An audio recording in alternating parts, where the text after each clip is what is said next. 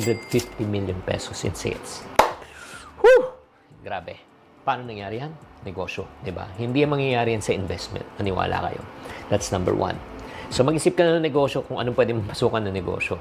Number two, ay pinakamagandang investments para sa akin na ginagawa rin ng mga bilyonaryo. Real estate can provide you a second income stream. At the same time, ang kagandahan din sa real estate, yung multiplication po niyan ay talagang sobrang powerful. Kung makikita nyo lang po, kung magkano lang po ang lupa nung mga 1970s, ay ano lang I think 70s sa may Dasman, sa 100 plus pesos per square meter. Oo, 1970s yun. 100 plus pesos per square meter.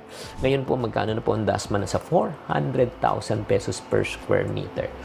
Whew! Grabe naman talaga, mga friendship. Talagang napakaganda po talaga ng lupa. And then, tanungin nyo na lang, yung mga lolo-lola nyo, magkano lupa dati dito? Sila na magkukwento po sa inyo. Ay,